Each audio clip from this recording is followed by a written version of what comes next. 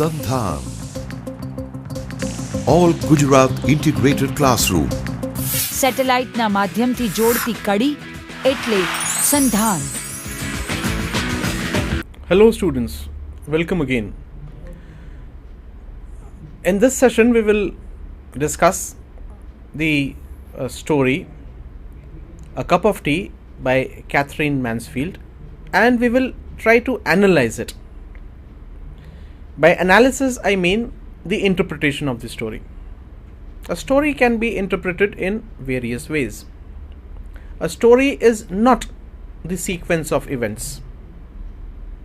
A story is not what happens to whom and when. The story is a complex form of writing in which it is as discreet as revealing. It hides a few things, it reveals a few things. And when we talk about Catherine Mansfield was a modern short story writer, and you could even use the word modernist short story writer, because her short story, as far as the technique goes, are different from the traditional linear short stories that we find in the Victorian age, or let's say even the early modern age. Though it was largely during the last 5 years of Catherine Mansfield's life that her stories or her writing gained that sharpness and that maturity which we will see in the story that today we are going to discuss. So the story that we are going to analyze now is a story by Catherine Mansfield, A Cup of Tea. In the first part, I told you the progression of the story. I even tried to summarize the story for you, again in that linear fashion, to sum up as to what the story wants to say or in which direction does it take us. I even hinted at a materialistic analysis of the story on the basis of consumerism and on the basis of economic stature and difference between the rich and the poor. Again, I also hinted at a feminist way of looking at this story, but these were only hints, because the students, when they have these hints, they can let's say pursue their own ways of looking at the stories in those let's say on those lines, and I'm sure the teachers can always help them. Today I'm going to analyze this story from the psychological point of view, and I'm going to use the deconstructive method of doing it. What we do in the deconstructive method is we try to deconstruct the text of the story. The story, that is the text which is available to us. The text again is the printed word again, and the images and other things that it represents. Everything that the printed word makes us feel, analyze, is a part of the text that we try to read and we try to interpret, we try to respond to. So my response today will be a psychological response, and it will be done through the deconstructive approach. To start with that psychological analysis, we need to know the biography, or let's say at least a few parts of the life of the writer. Okay, I'll be discussing about the life of the writer only as much as it is important to us for the story. But then Catherine Mansfield did not have a very let's say happy life, because there were so many ebbs and flows, ups and downs, so many let's say turmoils that she had to go through. But then Catherine Mansfield was born in 1888. She died in 1923. She was born in a very affluent, rich family. Her father even went on to become the chairman of the Bank of New Zealand. her cousins belonged to the royal family or had even become the countess. So she belonged to a family which was very important socially, which was very well off economically, and her father always, let's say, tried to support her economically when she went to England for studies, and even later when she preferred to live in England rather than in New Zealand. She was born in New Zealand, but then she was born in the colonial New Zealand. That means that part of New England in New Zealand. And so she had that attachment for England. And she always wanted to go to England. And she spent the later part of her life, whatever, let's say, small life she had, she spent that later part of her life also in England. She was born on October 14th, 1888, it should be. She was born on 14th October 1888. Please make that correction. There is this error here. In Wellington, colonial New Zealand. Her first story appeared while she was still in high school. That means she had that inclination towards writing again when she was quite young, and she used to write stories even in those days. 1903, she moved to London, attended Queen's College. So she went abroad because she's going from New Zealand to England. She goes to England, attends Queen's College and studies there. She edited the college newspaper. So again, she was associated with writing or literature. She was influenced by French symbolists and Oscar Wilde during this period. The later part of her life, she is again influenced by Russian writers.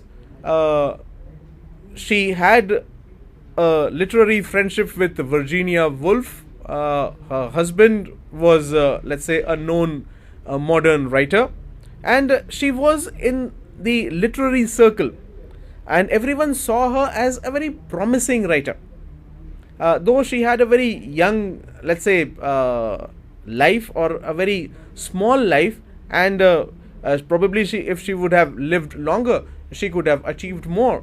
But whatever she has written is very precious, because it has left its mark even after posterity, and her way of writing, the methods that she uses for narration, and the complexities that she brings in everyday mundane subjects is something that was new to the writing of that time.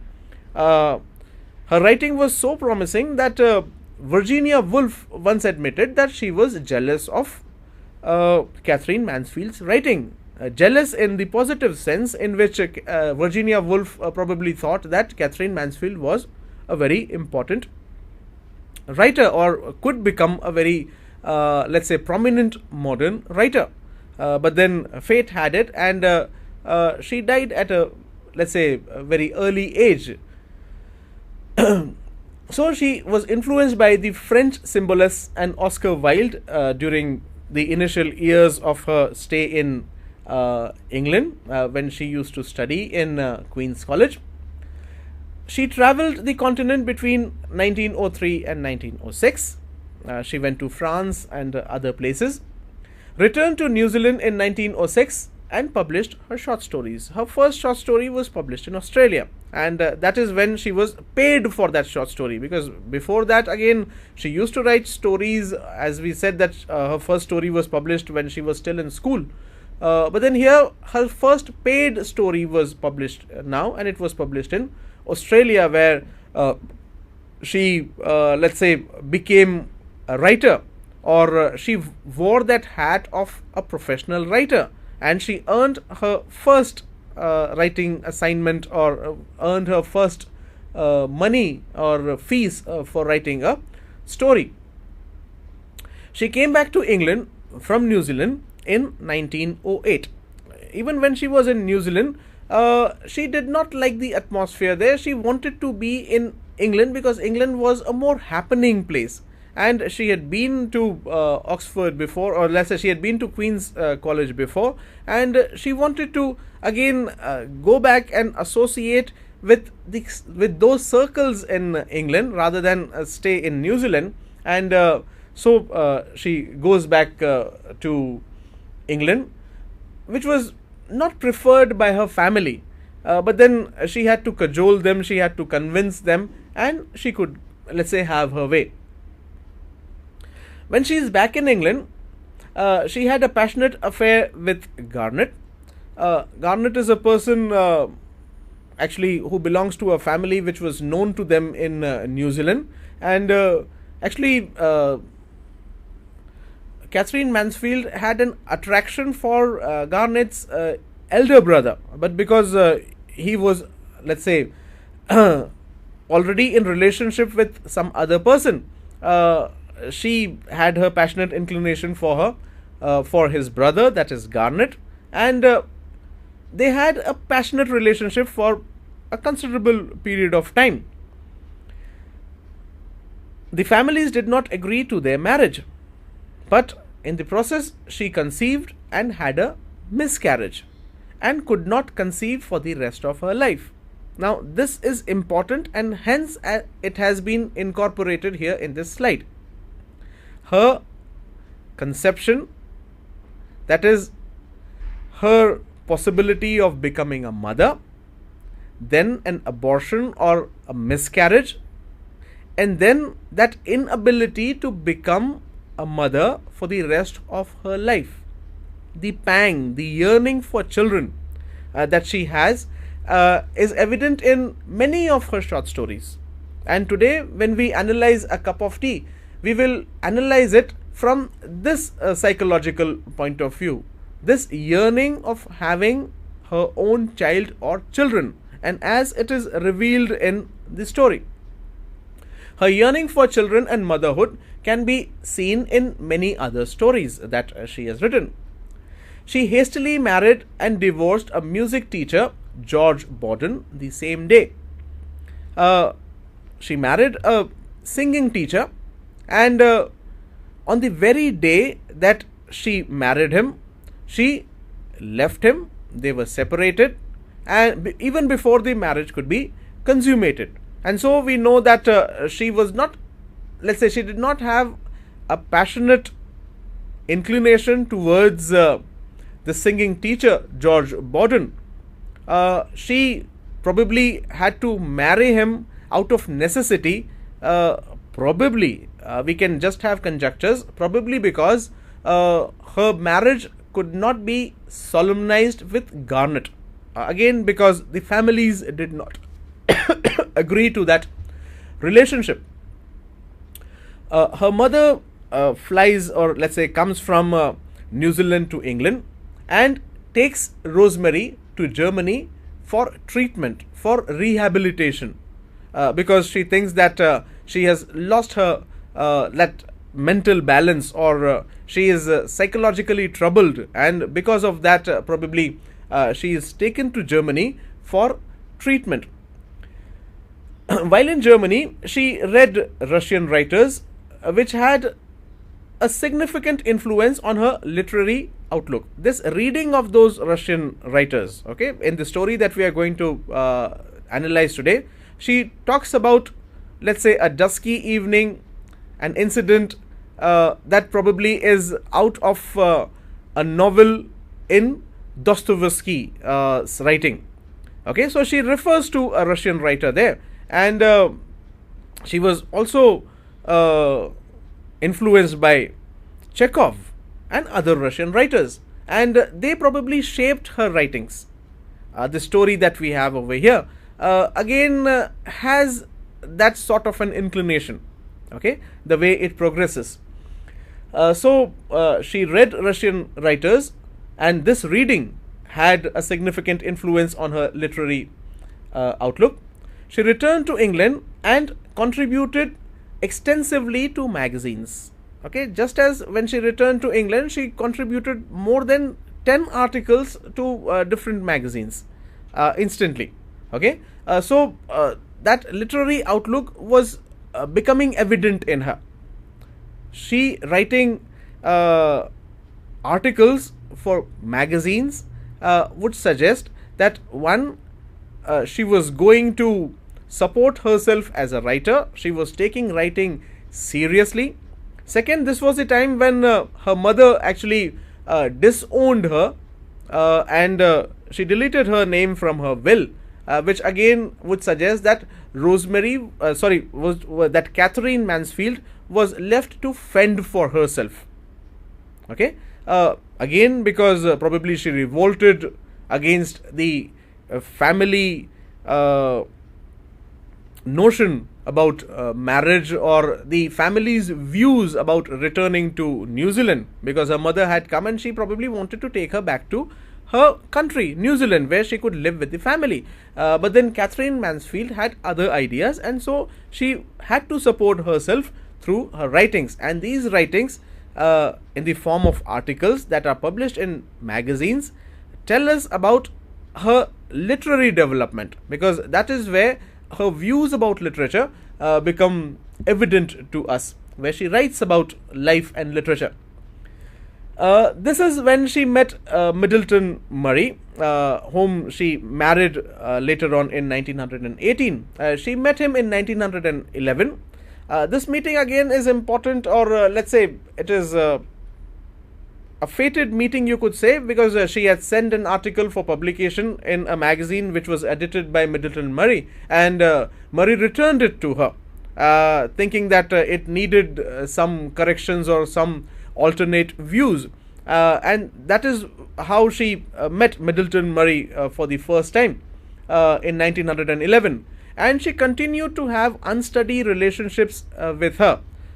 Twice she left him and then came back, and even towards the end of her life, when she was suffering from tuberculosis, her husband did not accompany her.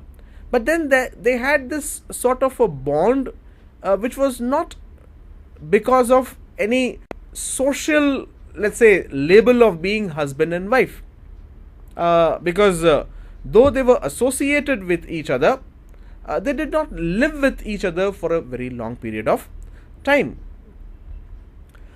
Here you could see the photograph of Middleton Murray and Catherine Mansfield when they were married. Both of them were budding writers, and both of them had various possibilities within them. Though there were times when Catherine Mansfield felt that her husband was gaining more importance, or more importance was given to him than to her, and she deserved more, and that was one of the reasons why she left her husband's house and did not live with him, went to live alone so that she can pursue her writings. She thought that being too close to her husband affected her writing adversely, that she could not write when she was with him, and that is why again she goes back and lives alone, and that sharpness in her writing returns. She was diagnosed with tuberculosis, spent her last 5 years seeking cures for tuberculosis. She goes to different places, different countries. She goes to Germany, she goes to France, she goes to other places looking for cures, and whatever cures were suggested to her, she went on trying them, and that probably was again one of the reasons for her early death.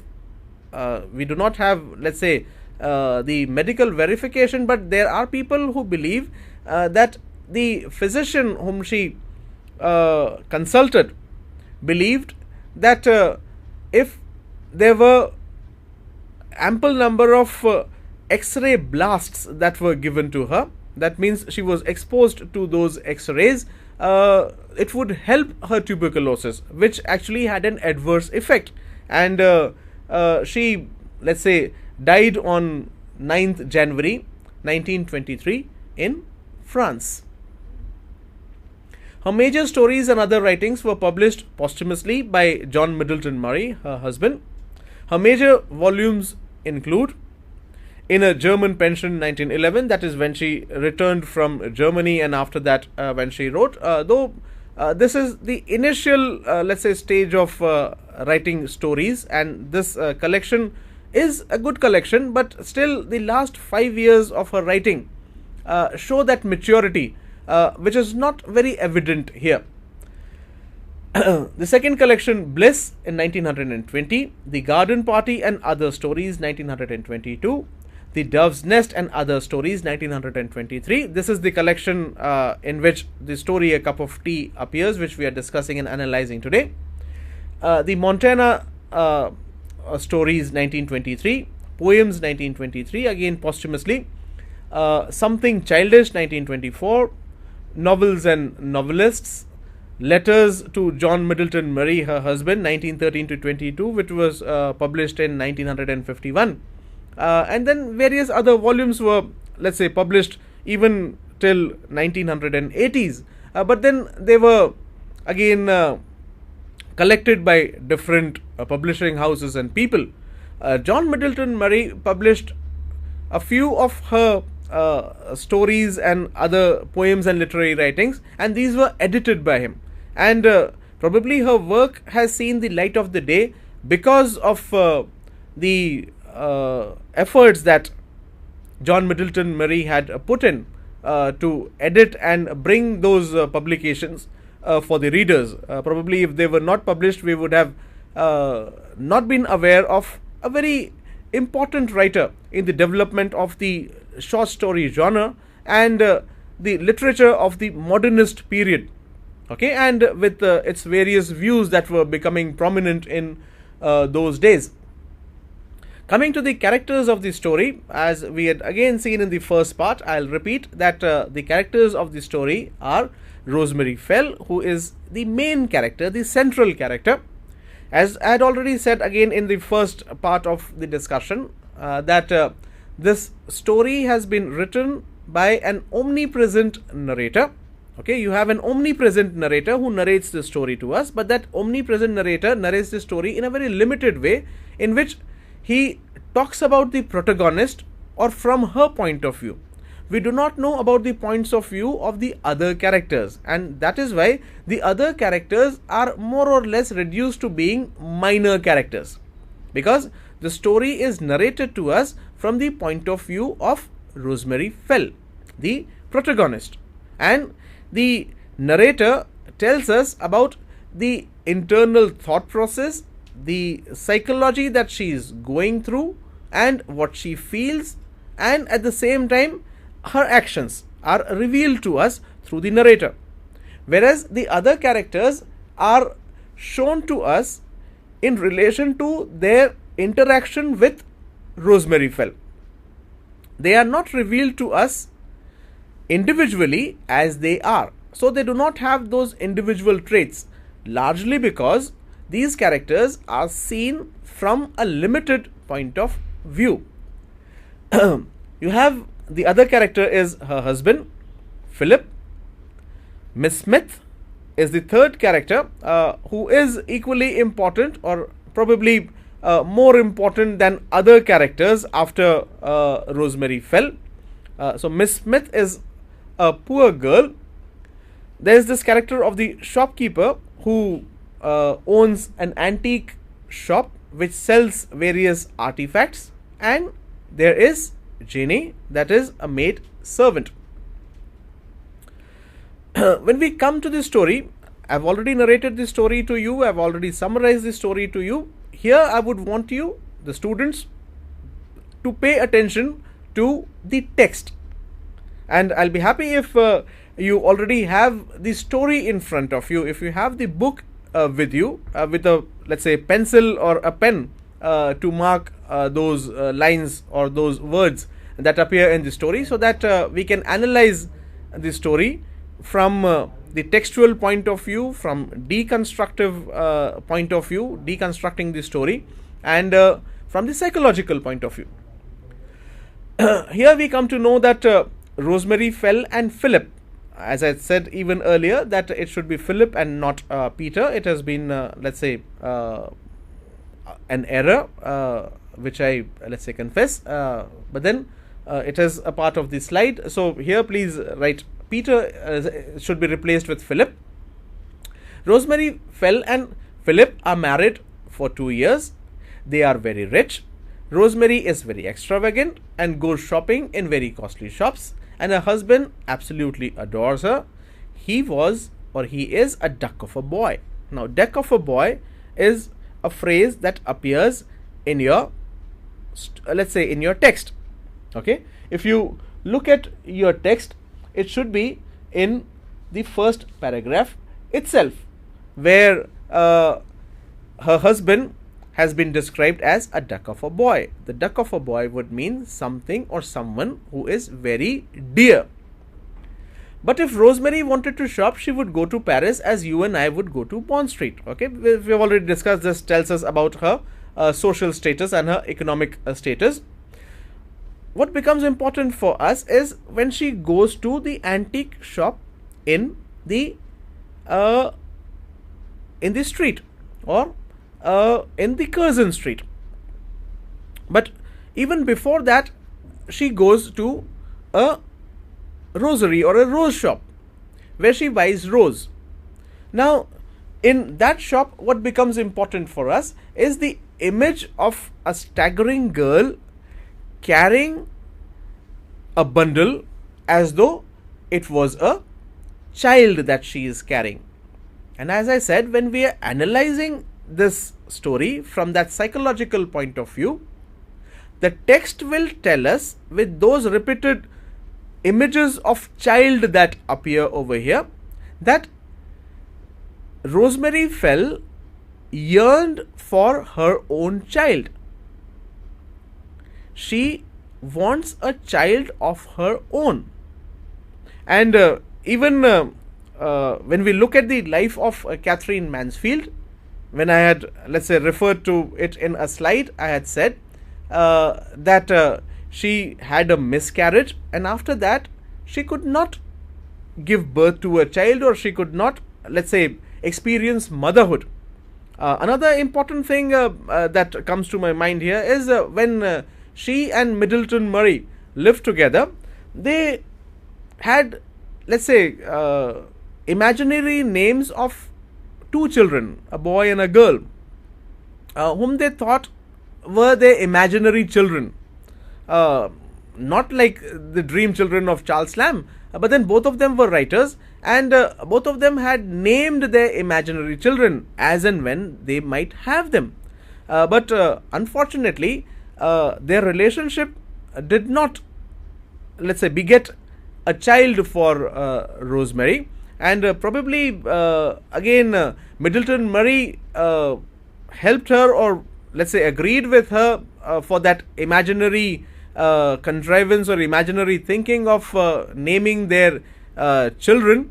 But then after the death of Catherine Mansfield, when he was again married, he named his children again on the names of those imaginary children. This can again be seen in the writings or the biographies that you have on Catherine Mansfield and, let's say, her relationship with Middleton Murray. So this is a part of her life. This was a yearning that has remained with her for a very long period of time, and this is an image that appears in various stories. In this story also, the image of that child appears at different intervals, and which tells us that there was this yearning for a child. When she goes to a shop to buy roses, the roses are carried by the assistant, a girl, as though she was carrying a baby, and she carries it and takes it to the car that is going to drive Rosemary back home. Even during the starting of the story, in the first few lines itself, the writer says that Rosemary Fell was not very beautiful, pretty, but then, well, if you took her to pieces. And that gives us a hint that if you want to analyze the story from the psychological point of view, you will have to deconstruct it. You will have to see it in bits and pieces. This story should not be or cannot be only seen in the way of a linear progression. This story should be distorted, seen in different bits and pieces, and the images those different bits and pieces bring together. And the image that is brought together again and again is the image of a yearning for a child. So the shopkeeper, next she goes to an antique shop, which again becomes important for us. In the first paragraph, we see that a childlike, let's say, shape has been carried, and when she goes to the rose shop, she even says that lilac does not have a shape. And here, shape becomes important when the girl attendant carries those flowers. It has the shape of a child. In the next paragraph, we see that Rosemary Fell goes to an antique shop one winter afternoon. The shopkeeper flatters her and says, I love my things. That means he wants to sell those things which we have already discussed in the first part. I'll again read it for you.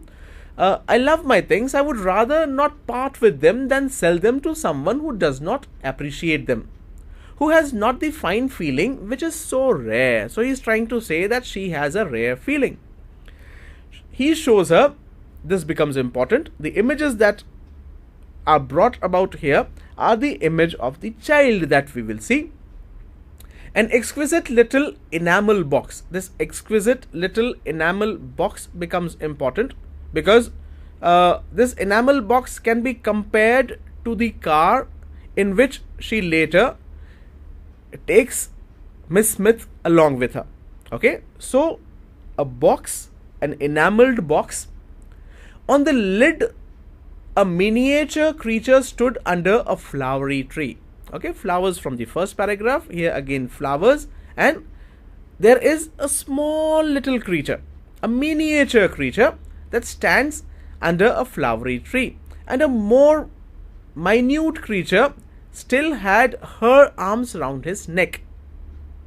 Here generally you have two people who are standing with each other, close to each other, and you have a person with his hands round the other's neck. Her hat really no bigger than a geranium petal. Again, that figure was wearing a hat. Okay, you will see again Rosemary wearing a hat. Things that repeat, images that repeat. Okay, and this again we'll come to know in the in the next paragraph, where she says where had she come from. Okay, even before I come to that, let me tell you, she had come from Rosemary's imagination. She had already been imagining it. Okay, so on the lid, a miniature creature stood under a flowery tree, and a more minute creature still had her arms round his neck. Her hat, really no bigger than a geranium petal, hung from a branch. It had green ribbons, and there was a pink cloud like a watchful cherub floating above their heads. A cherub. Okay, if it is, let's say, in colleges that have, let's say, Gujarati medium, a cherub can be again translated into Gujarati as a devdoot, or let's say a small child. Okay, an angelic child. Okay, so here again that image of that child is there on the lid of that box. Okay, so Rosemary took her hands out of her long gloves.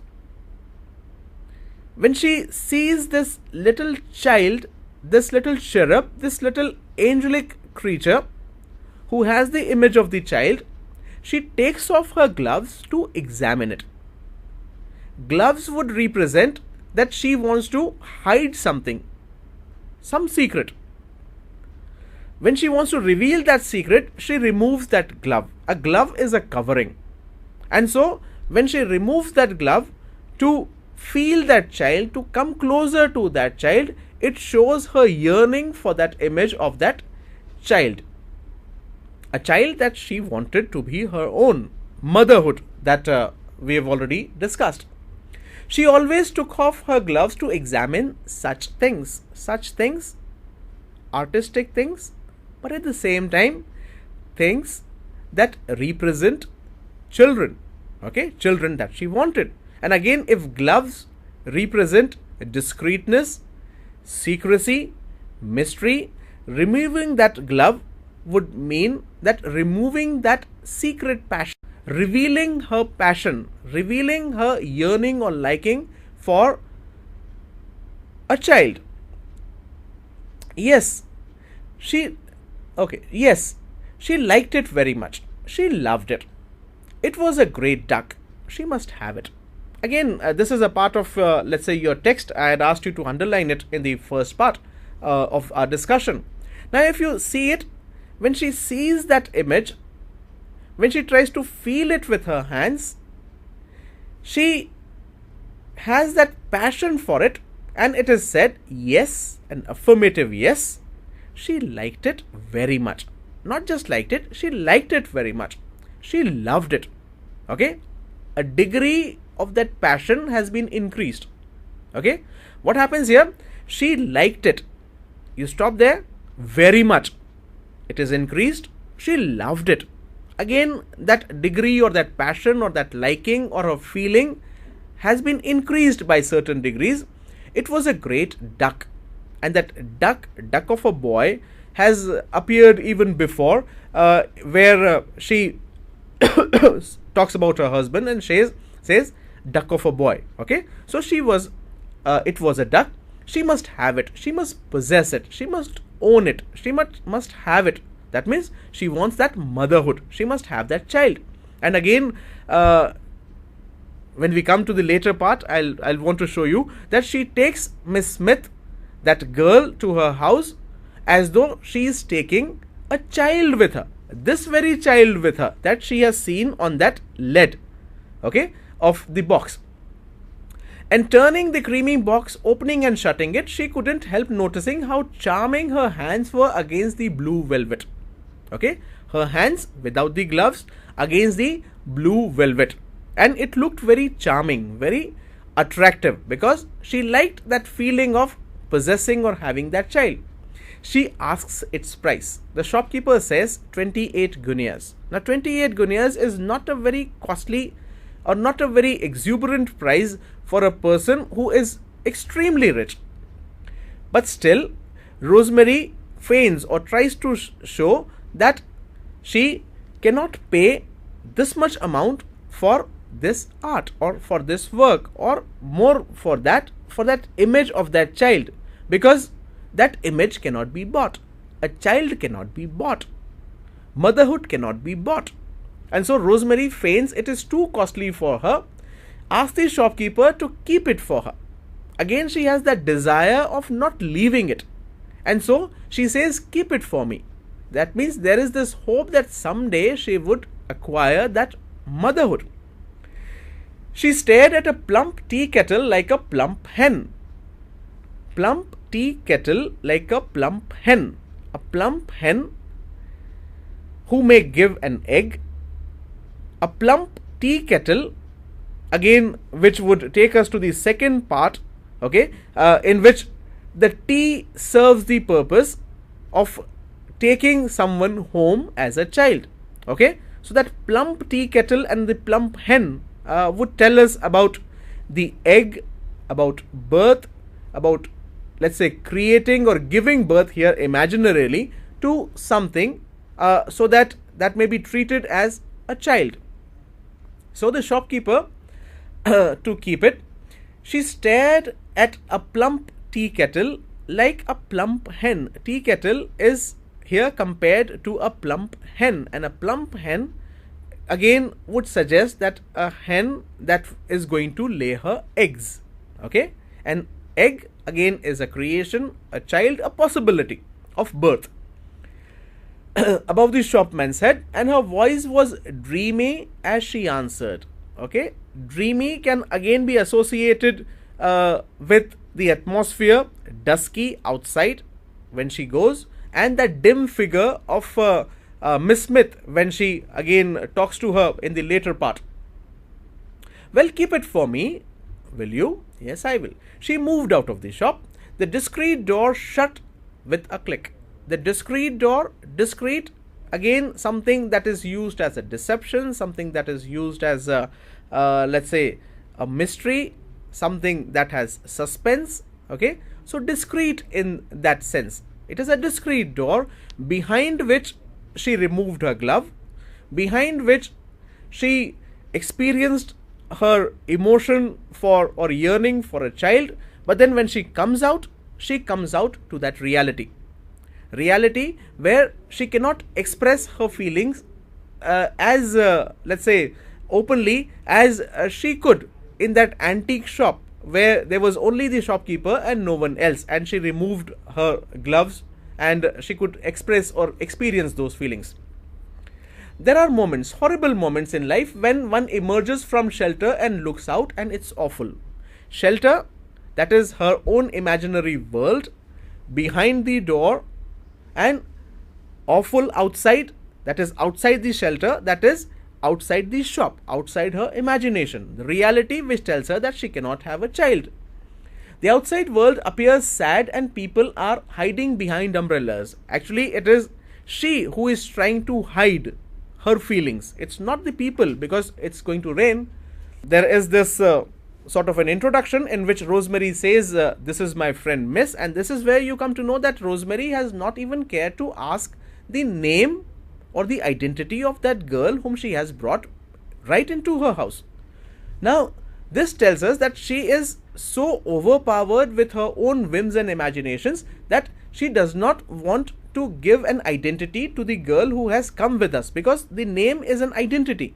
So, this is where the girl tells her that I am Miss Smith.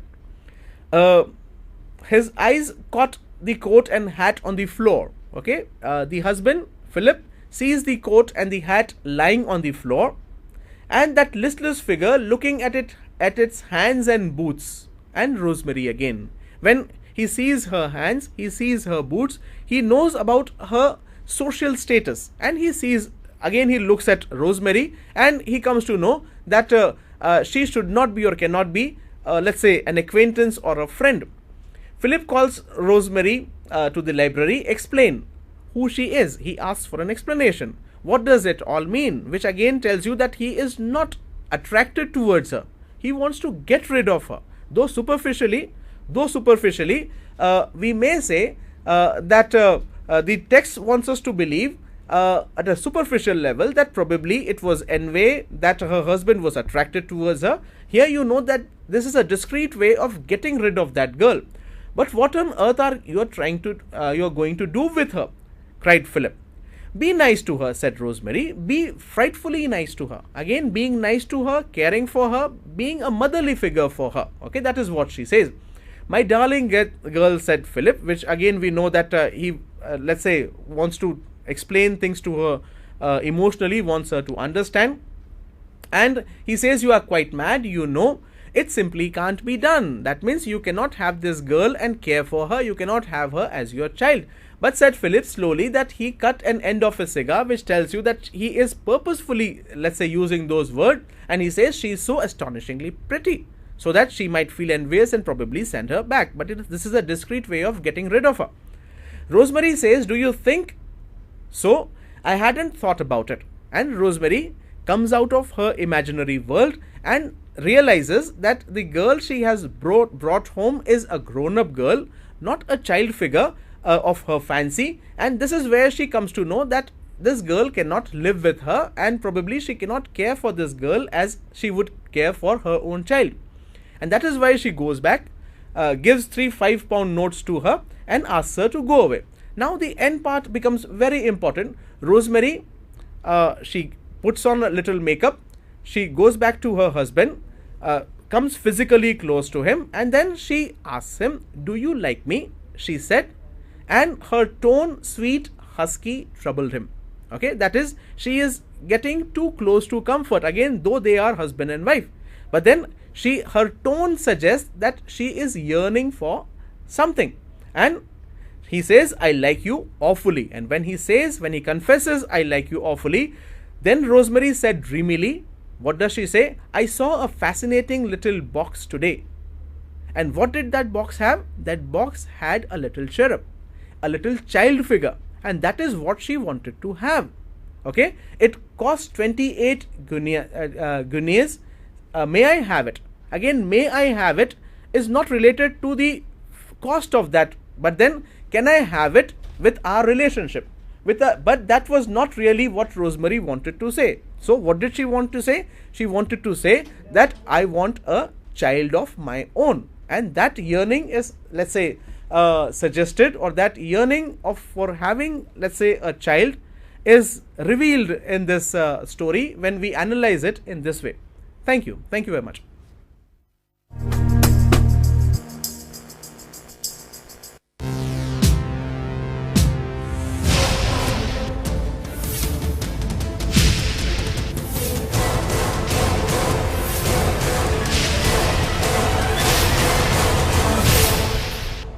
Sandhan. All Gujarat Integrated Classroom. સેટેલાઇટના માધ્યમથી જોડતી કડી એટલે સંધાન.